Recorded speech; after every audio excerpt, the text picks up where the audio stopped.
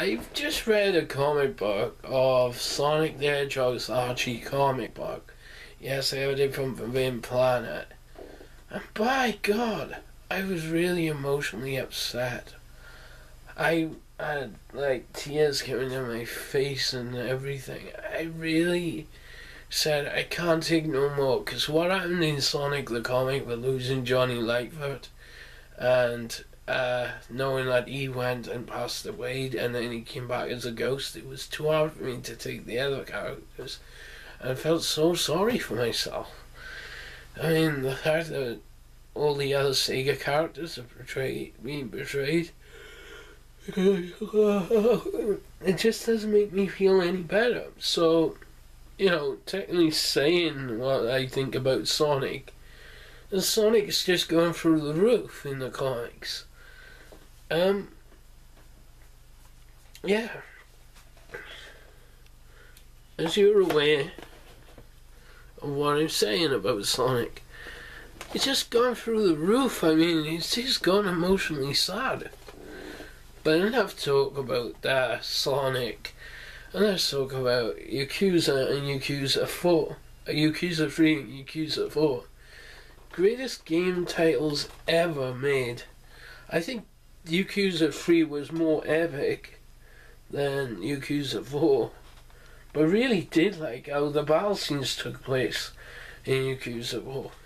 But Yakuza 3 was kind of cool and awesome. I like cars a lot better, and I think the guy who had like the tiger symbol on his tattoo on the back of him was even cooler.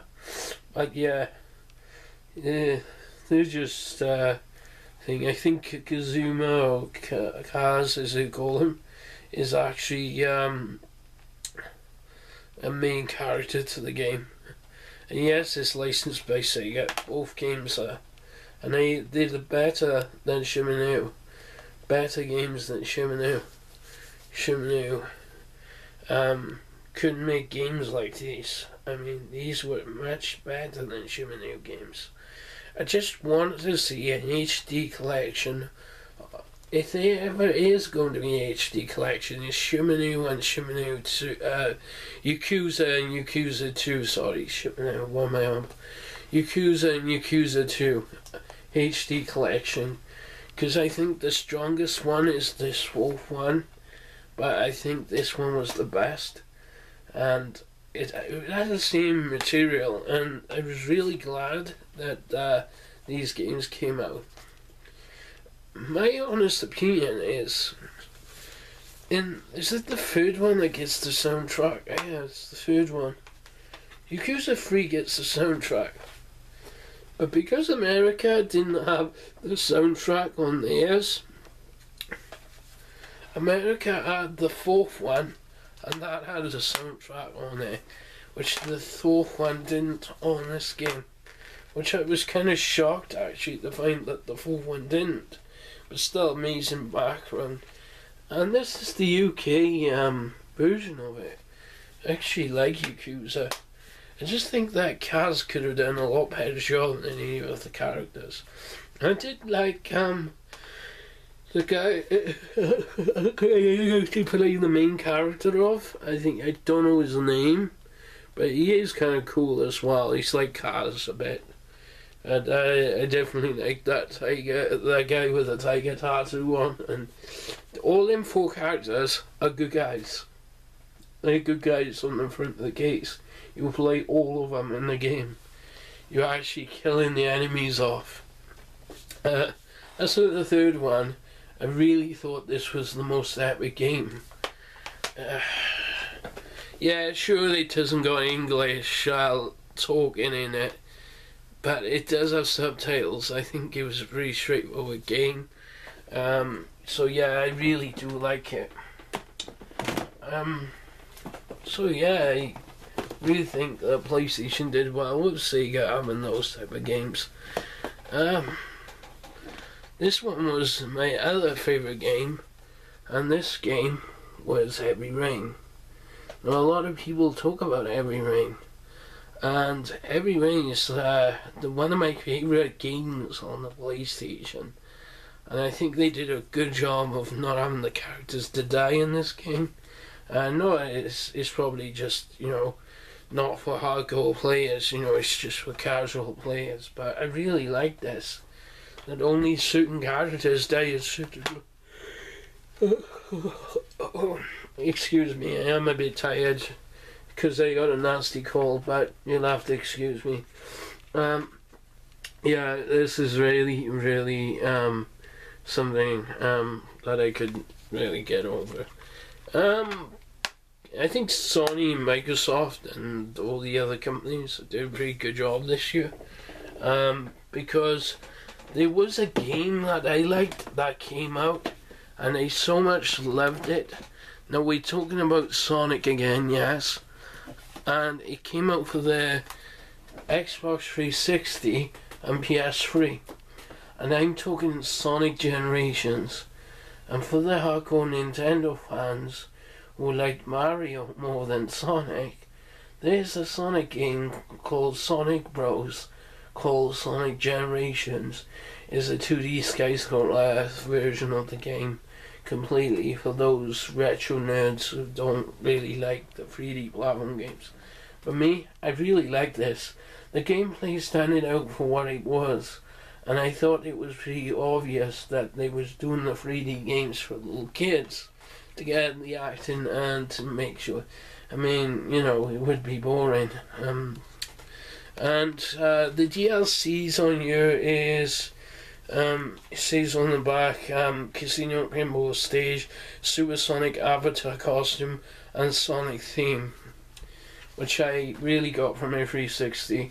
I really love the Xbox. I don't see why people actually hypocriting that the console is breaking down. I had no problems with the Xbox.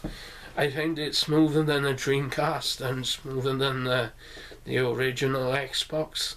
I heard that there was a lot of people complaining that the ring of death was happening on the Xbox, but some people don't realise that if you pay the money, you actually own it to yourself, and you actually, you know, getting it worth of the repair because you're insured again because you're paying over the warranty.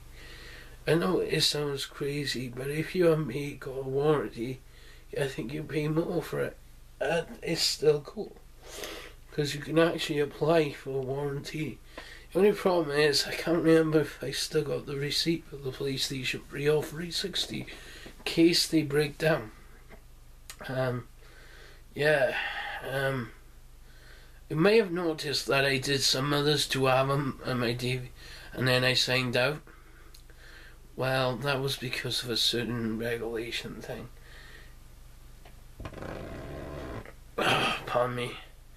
It's alright, it's still fasting. It's just that when I fart, and you may think I'm eat it and she did it, but I'm not like that. Anyway, another great fun to have is Paul. I had this Blu-ray tinted edition. Well, the reason I heard about it was this person picked it up in HMV, and he said they had them in HMV with the tin like this, and like ours does, they don't have tins. And I picked it up. I thought, limited edition, this is an HD HMV exclusive.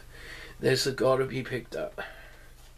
Because I like the metal, you know, things on it. I like, you know, how the quality is.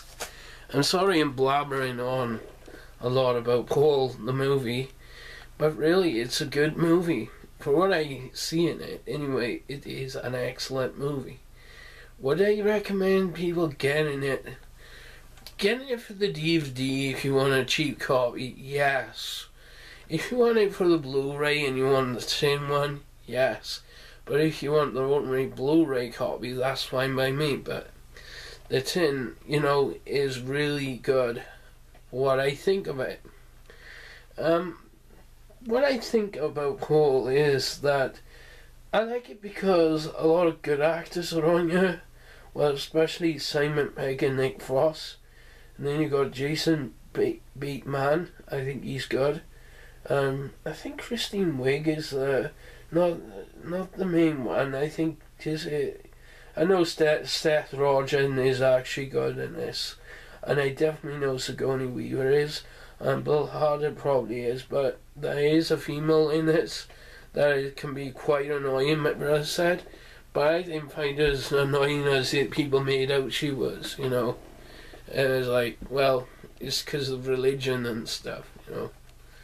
Too much of that going on. But this is a film you must pick up. It's cold pull, you can pick it up, it's Blu-ray, it's not as grainy as people keep making out, so don't worry about that.